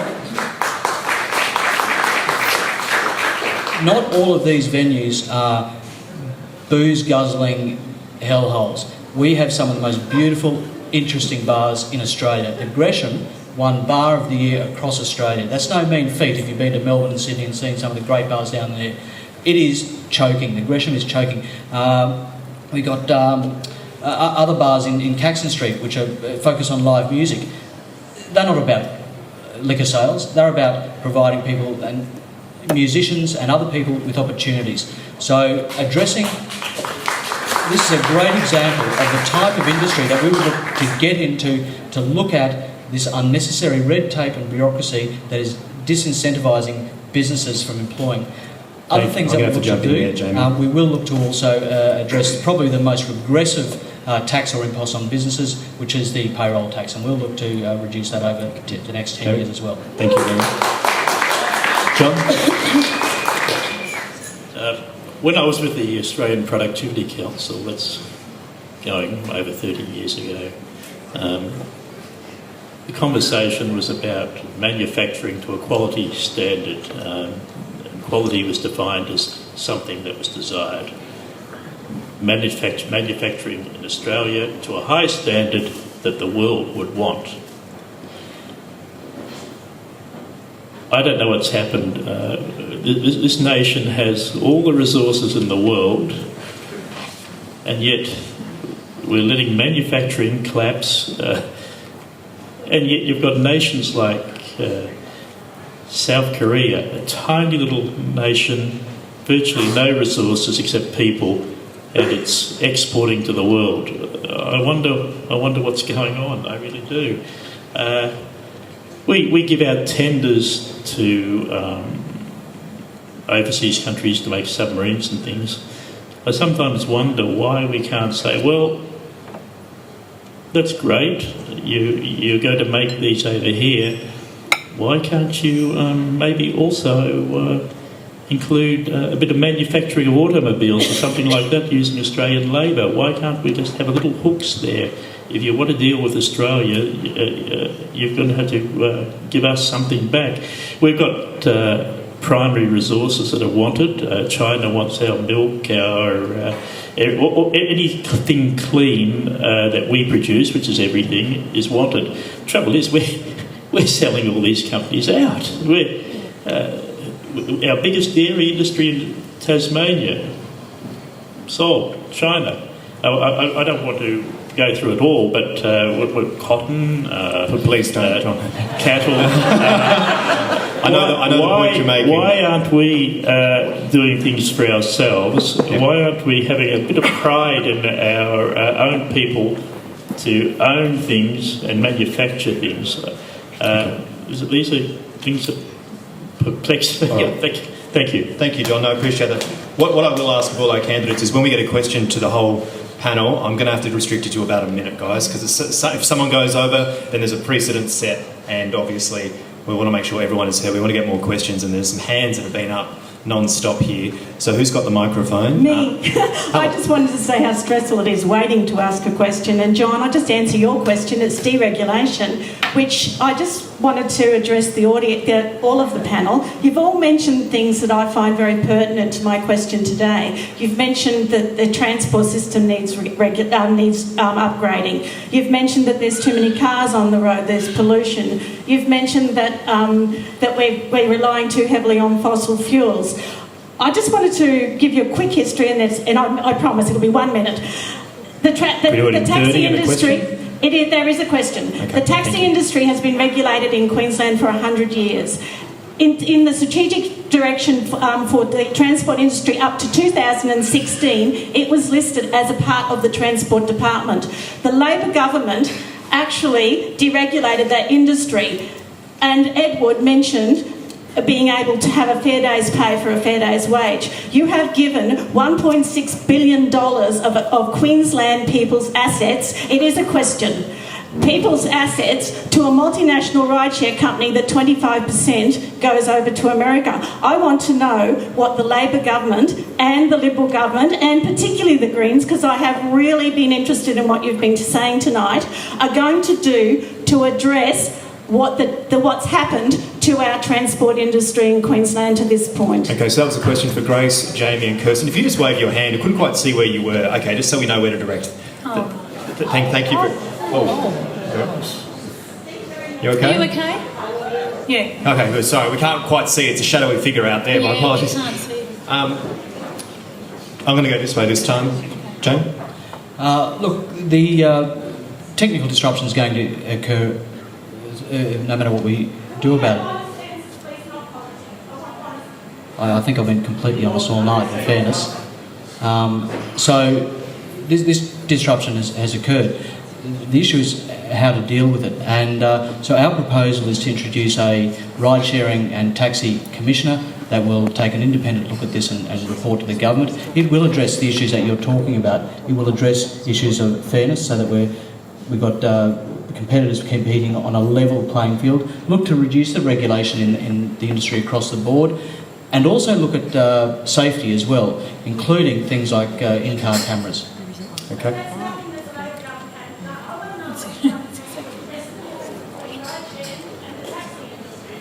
Well, I just said we'll establish a rideshare commissioner who will look at these issues, consult with both industries, and one of their mandates is to look at levelling the playing field and reducing regulations. Grace?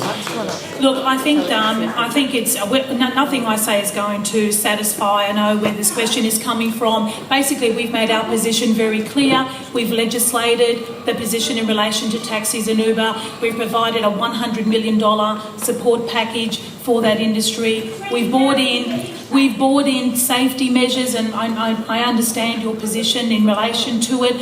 Please hear me out. We've brought in the situations in relation to safety, whereby, depending on the risk factors, they are to have cameras within the vehicles, and that applies right across the board. Our legislation is clear. Our position is clear. Unfortunately, I know the taxi people aren't happy in relation to that, and I know that other people aren't happy, but we do have Uber here. I've never caught an Uber. I have never done anything like that at all. I know a lot of people do, but our position's very clear in it. We had an inquiry, we had a discussion paper, and that's the policy that the Labor government implemented in relation to the issue. Grace, Kirsten? Well, at the risk of being booed, I've there's a never couple of paid ways for an Uber. if we could hear it out.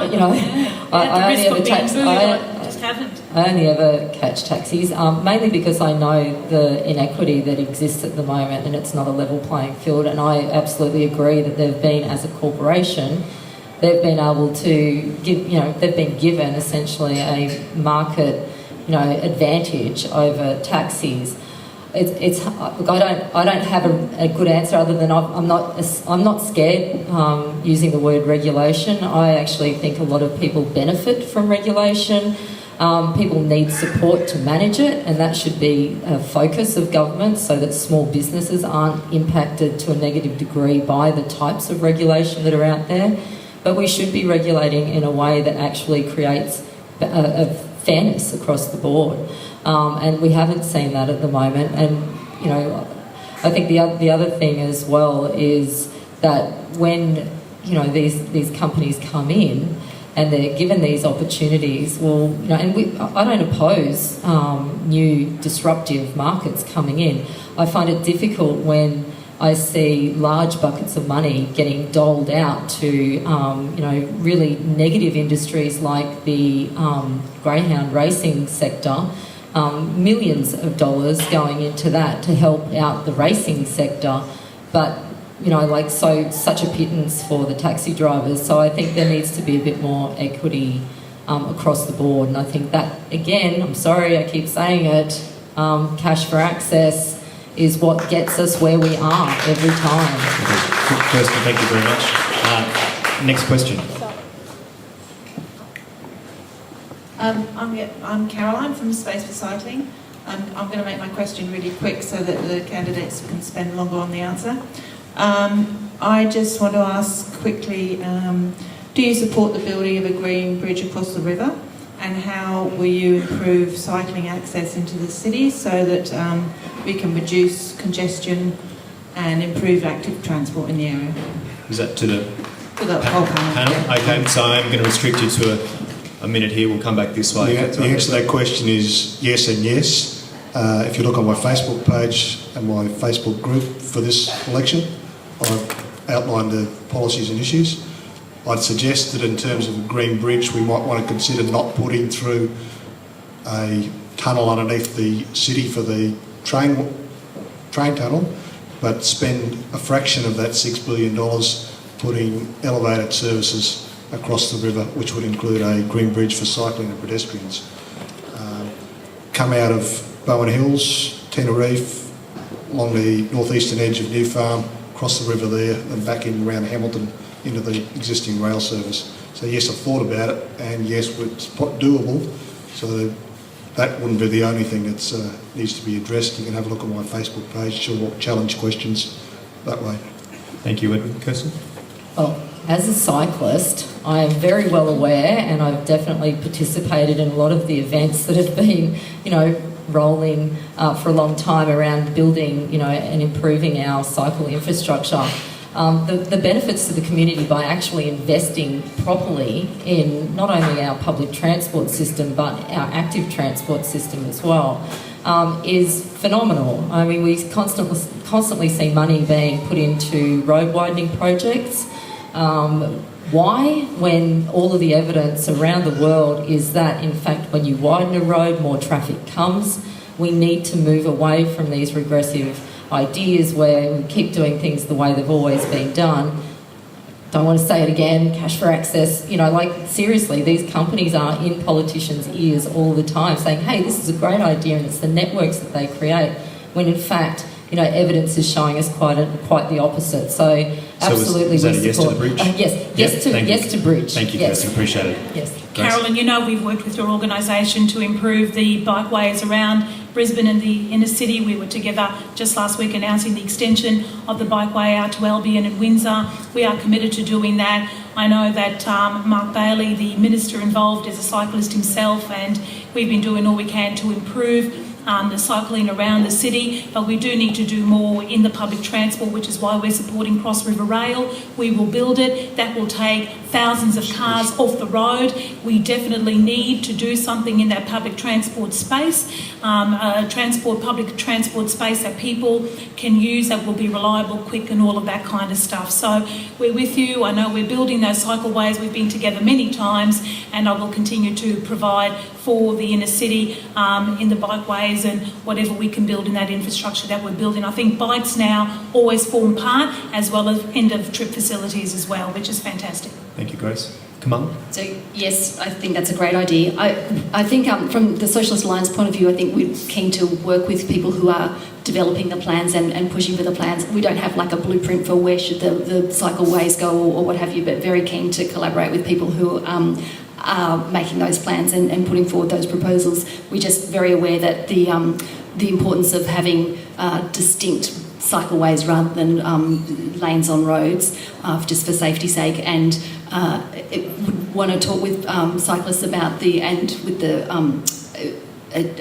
idea of having it possible to put bikes on trains and public transport, so that it's one thing to expand things like the city cycle. We want to do that, but also make it possible for people to use their own bike and use public transport plus bike and walk. What are they doing in Canberra? Put on the front of the bus. Yeah. Okay. Nice. Jamie? Like Kirsten, I'm a very keen cyclist. I'd rather cycle to work than drive or get a bus, I have to say. In fact, I'm such a keen cyclist that before my first child came along, I didn't even own a car for 5 years. I got to work on public transport and bikes, so I'm very committed to it. I get it, I understand it, understand what's involved in getting to work on a bike. So I would support continuing to work with the Brisbane City Council to expand the bike networks around the city. I agree that you want to ideally keep a separation between motor vehicles and bikes, so that would instruct that. As far as a bridge over the river goes, absolutely 100%. What a great idea. I couldn't be in more furious agreement, and we have committed a significant amount of money to look at where that bridge should go, or bridges, where they would be best placed, and then we'll get on with that and get it happening. So absolutely spot on. Thank you, Ken. John? Yes to bridge, yes to cyclists. I'll displease you now and say I think there needs to be more car parking around Brisbane for the street shop owner, the small shop owner. They depend on passing traffic. If you kill off these people, you're just going to end up with a lot of shopping complexes, and you're going to kill the character of Brisbane. So yes to bridge, yes to cyclists, more parking for the small street retailer to save a bit of character for Brisbane. John, thank you. Next question, please. Thank you. Hi, my question's to Kirsten. So you've mentioned a few times throughout the evening about the increasing corporatisation of the state government, and also about cash for access. So I've just got a question for you to clarify. So the Greens accepted a $20,000 donation from an agriculture corporation called Anna Green Nutrition last financial year of 2015/16, as well as countless other donations from gambling identities and property companies such as What If. In contrast, the Labor government has banned developer donations after the release of the Belcara report, which Grace mentioned before. How can you reasonably say the Greens have the moral high ground on this issue, given the facts I have just presented? Sure. I'd really like you to clarify this issue. Sure. I think it's more than okay to accept donations, obviously in a transparent manner, but I don't think the Greens should be using this as a central campaign issue when they're also conducting themselves in this matter. Sure, I'm happy to clarify. Thank you. Thank you for asking the question. So, before you jump in, Kirsten, I might say we don't need the oohing and the ahhing from the gallery if we can avoid the boos, if that's all right. Kirsten? Yeah, I'd love to answer that question. Thank you, because it's actually really important and timely. It's true that the Greens have accepted one donation last year. The What If was an individual, and it went to Victorian Greens, not the Queensland Greens. So that was actually from an individual, and the other one, which you're talking about, well, it's not a corporation if it's an individual. Do you want us to penalise? I mean, okay, let's... They own What If. It's not a corporation, it's a person. The other thing is, and can I just speak? Yeah, thank you. So there's a couple of factors here, right? So the one is that it wasn't a corporation, it was an individual. That agricultural one is exactly what started us to make sure that our policy was completely in line with our own position of not wanting to take corporate donations. It was the trigger, essentially, to make sure we ruled it out in our public documents. I can't hear you, sorry. Amy McConnell keeps denying the allegations and blocking anyone who wants to talk to her about it. You're discussing now, which I think is great, that you're actually discussing and saying they can change the policy sense, but other candidates in the party aren't candid, and they're playing shut down the discussion. I think there is a meet the candidates with Anna McMahon tomorrow. So cool. That could be something, but perhaps she doesn't even know about that. I don't know. I'm aware of it because I was one of the ones that was like, we need to absolutely stop this from happening because we don't want that in our decision making. So we don't think it's good enough for us. So we ruled it out. That's now part of our policy. We do not accept corporate donations. Can we get next question, please? So fortunately we're in a really good position. I'm happy to answer that. We're in a really good position where, because we've spoken to thousands of people and who are on board with what we want, this is a grassroots campaign. Seriously, we get the smallest donations, but we get a lot of them. So individuals, you're more than welcome to donate to us. The other thing is that we want to cap donations, right? So it's not just about saying no to corporate donations, it's also saying no to cash for access meetings. It's also saying there shouldn't be more than a certain amount, because I can tell you the money that goes into these campaigns is obscene. Now, I know that the LNP have taken over $3 million in corporate donations alone since August last year. The Labor Party has taken over $1 million in corporate donations since August last year. I can tell you we've accepted zero since then. On that, Kirsten, okay, just because you brought Labor and the LNP, I'll give you a chance to do that. But we'll ask as well, obviously, there's going to be some questions without the microphone. If I could wait and we answer the questions with the microphone, because people are waiting patiently. I'll just give Grace and Jamie I think it deserves a response. Look, we're in a democracy. People are entitled to donate to a party, just like they donate to you, Kirsten, and it needs to be transparent and it is disclosed and it is there. I don't want to ridicule or vitriol anybody that donates, and to think that for 1 second, me as a politician, I'm acting because someone has donated is reprehensible, and we don't act like that, and that appears to be the accusation every day. There are issues that have been found. We are moving towards the more transparency, but I can honestly put my hand on heart and say people have a right to donate if they want. It needs to be disclosed according to the laws. We have brought in the best disclosure laws in Australia. We're proud of that. It's real-time disclosure and it's there for everyone to see. Thank you, Grace. Look, I think I can summarise Kirsten's position on this, and that is ban donations from anyone that doesn't donate to the Greens. That is essentially her position on this. Now, I have run my campaign from an electrician's van loaned to me by a friend. Kirsten has a flash office up on Petrie Terrace, flasher than the LNP's main office. My campaign, let me tell you a bit about my donations. The first person that donated to me was a fellow called Simon. I've known Simon since he was born. He knows me very well, and he backed me because he reckons I'm the sort of bloke he wants to see in Parliament.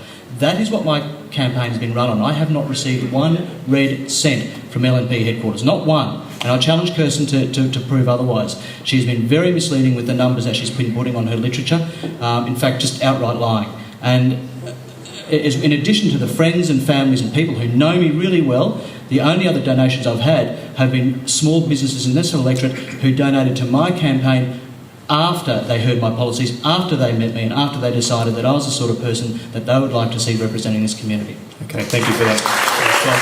Before we go to the next question, well, John just wants to say something before you come down. Just out of personal interest, how much did Simon donate? Well, it is on the record. It's $15,000. Right. Okay. John, you wanted to say something? Just very quickly, I don't believe political parties should receive donations from companies or unions. It's always going to happen. When there are donations, there are favours expected. They're not doing it out of the kindness of their hearts. They want to be represented. They want to win a tender. They want to do something. They want to be close to the government. People donate because they want a favour. I don't even believe that political parties should be reimbursed for the percentage of votes they receive. If they want to be a political party, let them fund themselves. The nature of technology today doesn't require a great deal of money for advertising. You can take out a real estate. You can run a real estate campaign for a couple of $1,000s these days and get a great result. So it doesn't require a lot of money. I don't believe in donations to political parties. Thank you. I think you've made your point. Thank you very much. I will take the next question, please. Where is that? Just over here to our right. Hi, my question is actually for Grace. Over here. As the only person on the panel who's actually been in a position where you've been able to be part of legislation, this question is just for you. So in the previous Labor government, there was an opportunity to decriminalise abortion, which your government didn't take. And also you've only chosen to come out against the NAIF loan when you're in a position to actually not do anything about it. So I'd just like to talk about those two issues and why your government didn't choose to do anything while they're actually in power. It wasn't our bill to start off with. It was a bill from Rob Pine, the Independent. The bill was flawed. It went through a process and it was deemed that it would not have passed the Parliament in the way that it was. Rob Pine eventually withdrew those bills because he realised that they were not going to meet the needs required. It is now with the Law Reform Commission to come up with the best way. And if you're asking me, am I pro-choice? I definitely am. I would like to see changes in that area, but we want to do it the right way, not a way that is not correct. And that's why that bill did not go through. And there was consultation with a broad range of community sectors in relation to this, and that was the best way the Parliament thought going forward, and Rob did withdraw those bills. There was a question about NAIF as well. Well, basically the Premier now has made it clear in relation to NAIF that we will veto any NAIF as a government. We've made that position perfectly clear. She said that, and that is the position of the government should a re-elected Palaszczuk government come in. We don't control the NAIF. It is a federal system. Nothing has come to us, but we've now made the decision that we will veto that should it come to the government. That is a position, and that's backed by the Cabinet. Okay, I'm going to go to the next question. Just to confirm as well, Kamal, this is an issue in terms of decriminalising abortion that you are running on primarily. Yep. Okay, that's great. Let's go to the next question, please. Good evening. I have one question I'm very concerned about. The number of rideshare rapes that have taken place throughout Queensland in the space of 3 months, 5, which included a 16-year-old girl. According to media, police also believe there are many more which have not been reported. What do you plan to do to keep women safe, and when do you plan to do it? Is that was to the panel members? Yeah, okay, we're going to go back to the one Look, minute. I'm sorry. Rape is abhorrent. It is disgusting. It is illegal, and no one supports anyone having to go through that in any circumstance. I mentioned that in relation to the legislation we put forward, we put a number of safety measures that apply equally across all rideshare, taxis, everyone, in certain circumstances, they are required to have cameras for safety. You know, this is not something that we are doing because we want to see disgusting stuff like that. Sorry? Well, it's in the legislation. It's done. It is there. It is there. So, it is there. Oh, look, we've got the taxi and the ride-sharing people in here. Look, I know them. They're using these forums to bring up these issues. It's time and time again that we answer them. It is all there. It is there for the safety. And I don't think using a poor, misfortunate circumstance of a woman that has been in that situation, which everyone on this panel would find abhorrent, and we would unify in relation to that, to somehow, you know, try to justify some of the issues that you are raising. So I'm just going to cut it short. sure. Who else wants to say, Kamala, you want to? I mean, I do think that re-regulation is important. I think that there should be regulation of the, and I think there needs to be a level playing field. And there are compulsory cameras where the regulation is similar right across. Okay, thank you. Anyone else want to say? Yes, it is. Okay. Yeah, look, this will be one of the issues that will be addressed by the Independent Commissioner if we're at the form of government. Well, we're not in government, so when we form government, there's not a great deal we can do about it from opposition. This is the commissioner you want the LNP would establish, is that correct? That's yes, what you're correct. talking about? If we form government, we will establish that commissioner, and they... We're going to move to... What are you talking about? I said if we form government, we will establish an independent commissioner who will address a number of issues, including passenger safety. Look, I've been out to the taxis, I've met with them, I've seen their systems. Their systems are outstanding. I've got no beef with that. I agree with you. If we're elected, we are in opposition right now. I'm not even a member of the parliament. If we are elected and we form government, we will appoint an independent commissioner and we will address your concerns. Okay, we are fast approaching 8 o'clock, so next question, please. If we could move to other topics as well. Who's next here? Who's got the microphone? G'day. Look, just a question for Grace, Jamie and Kirsten. Thanks for coming out tonight. I went to TAFE and then I used TAFE again to uni. I'd just like to know all of the positions of the you three just on what you're doing around TAFE and university and I suppose where that's going. Yeah. Okay. Kirsten, do you want to... It's just at the second back row there. Yeah, I think I found you. I was actually so busy trying to find you. Can I go last so I can actually digest what you've just asked? I'm happy to take it first. We're a big supporter of TAFE. It was gutted during the 3 years of the Campbell government, and we have gone to restoring it. We believe the vet sector is highly important, and of course we will do what we can. I think the Attorney General's worked very hard to rebuild something that had been absolutely gutted. We're committed to TAFE and we will continue to do so. Jamie? Well, for a government that's doing something about it, there are 60,000 fewer people in skills and training programs right now as a result of this government. 60,000 fewer. Failed federal programs. So there's 60,000 fewer, so we will address that in government. TAFEs are a very, very important plank of our tertiary education system, and we will address those issues if we form government. Kirsten? Yes, we absolutely support TAFE.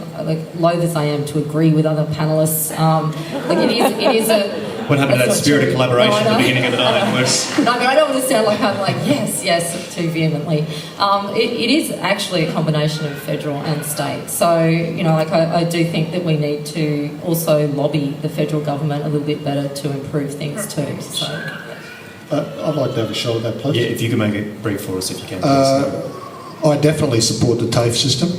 I spent a long time in vocational training. The key issue is not just the funding, but also the available resources and the locations. We don't seem to have the sufficient core numbers to keep these TAFEs commercially viable. We need to encourage them to have more customers, and that might mean picking up the work for the dole students in cooperation with the federal government as a training as a play-off against their dole, so more people get qualified.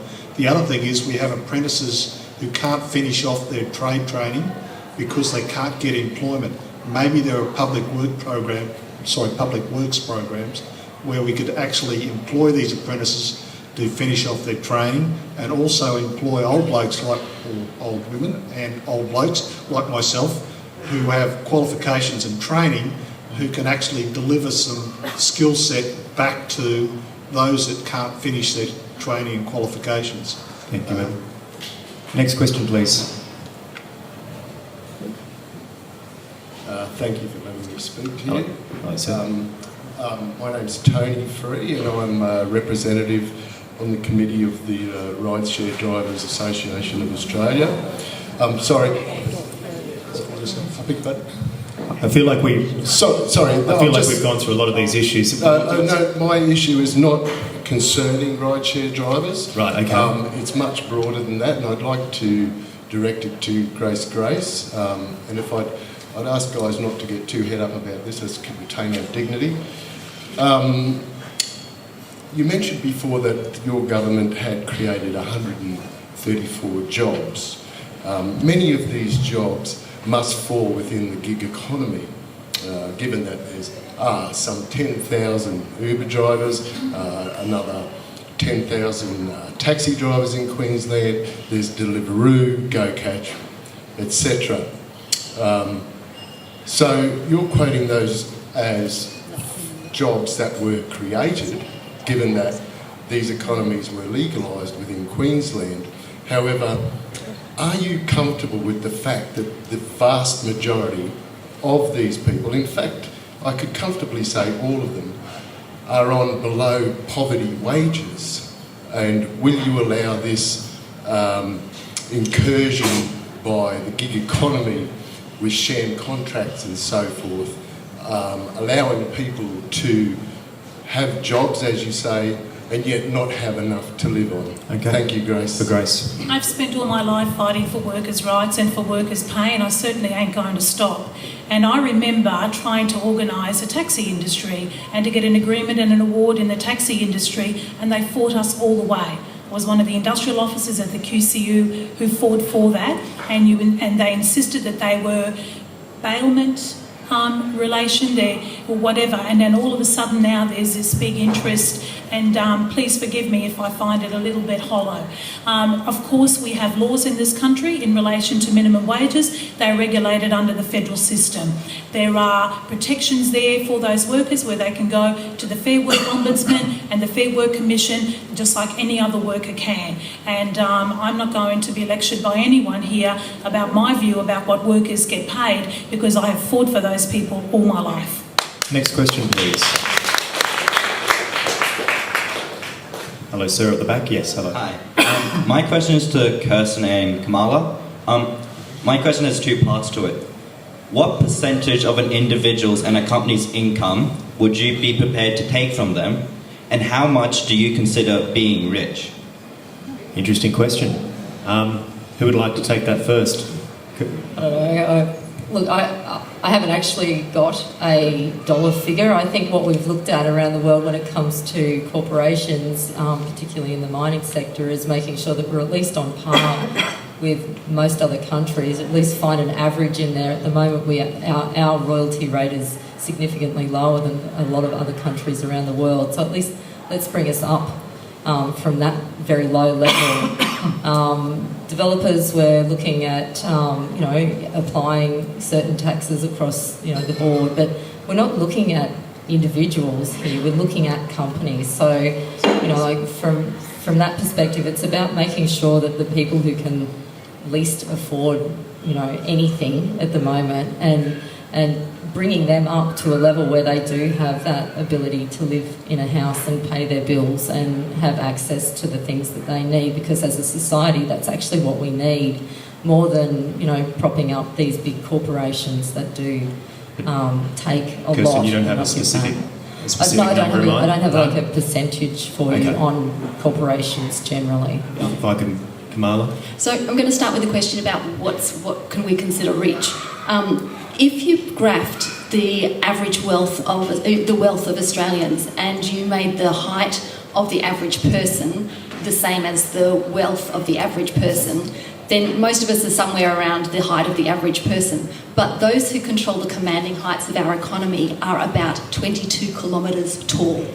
And it's those up there, that's what the rich is. So it's those of us who are on 20, 40, 60, 100,000 to, thank you very much, 200,000. That's, to me, 200,000 you're doing very well, 50,000 you're doing okay, or to not so well, depending on how many dependents you've got. But it's those who are up in that top proportion that live in a different stratosphere, right?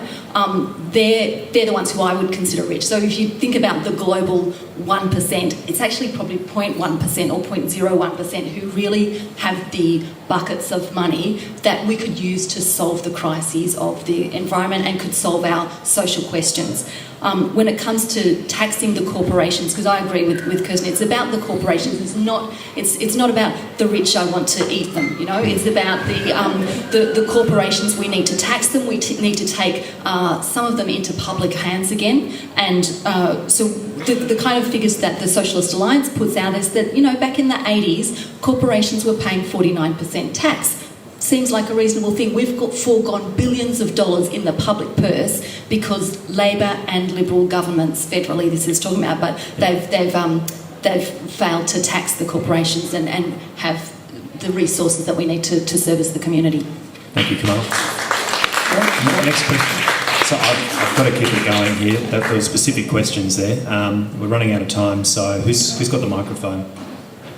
Hi, so I'm asking this question as an 18-year-old and a first-time voter. So as someone who'll see the first-hand effects of climate change, and when people in the Pacific Islands are literally begging for the Adani coal mine to be stopped so their homes don't go underwater, how do the people on the panel who support Adani sleep at night?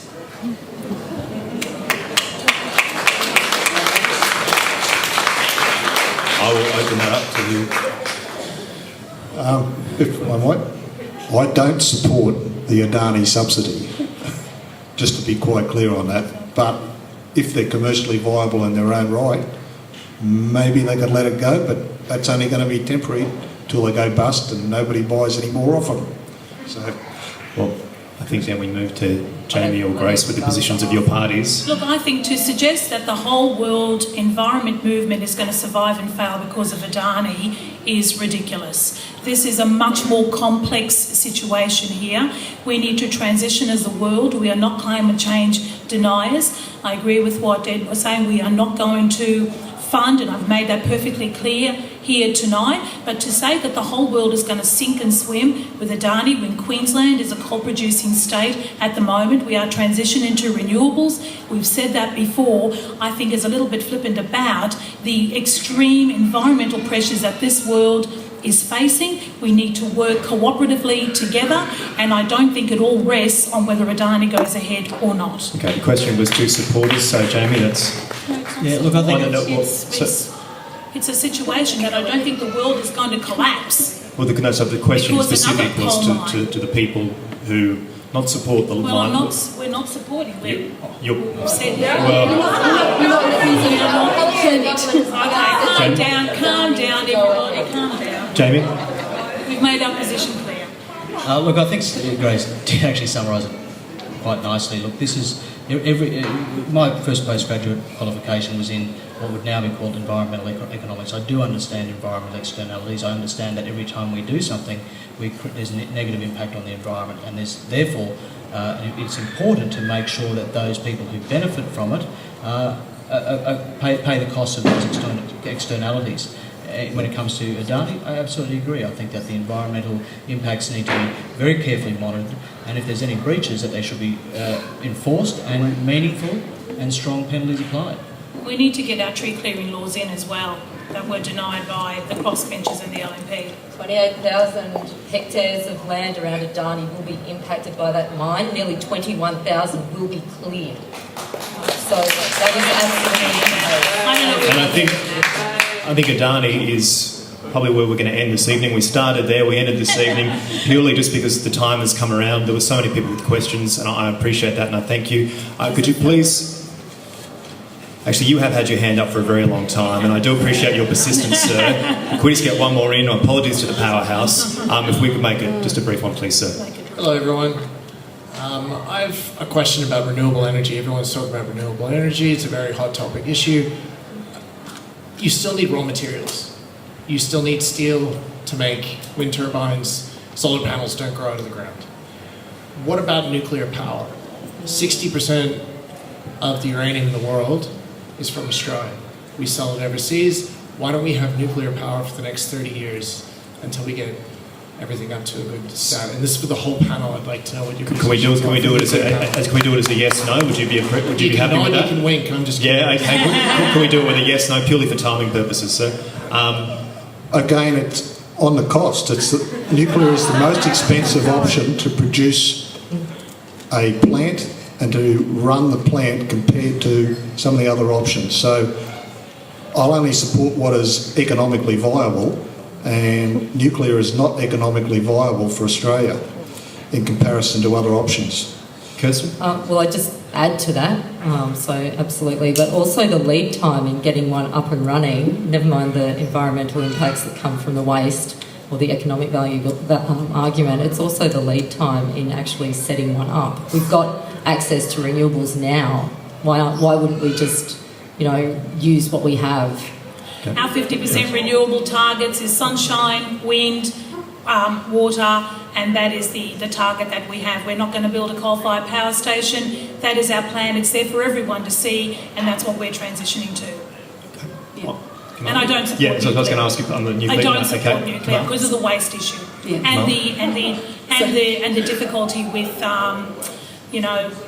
just the whole issue, like what happened in Japan and stuff like that. Thank you. Not a supporter person. So again, no nuclear reactors because of the waste issue and the connection to the whole nuclear fuel cycle to nuclear war and weapons, and further because of because actually the greenhouse gas impact of creating of mining for uranium as well as the nuclear power plant production, it doesn't stack up economically or environmentally or socially. Jamie? Look, as I understand it, nuclear doesn't stack up commercially. The lead time to build the generators is too long. So on that basis, I'm not supportive. And John? I think after what happened in Russia and Japan, the Australian public just wouldn't take it on. Okay, thank you. I appreciate you did have your hand up for a very long time, so thank you. That's why your biceps are so big, mate. We can see the light just bouncing off from here. On that, I was beginning to say thank you very much for everyone for attending today. Thank you for all the questions. Thank you for listening. Thank you for being respectful. Can you please put your hands together? Thank our candidates as well. Thank you very much. It's just a reality of life. We don't always agree with everyone on certain issues, but such is our great system. We can all have our say on Saturday. So thank you very much. Get home safely, and thanks for your company this evening. Thank you, Lovejoy. Thanks to you too.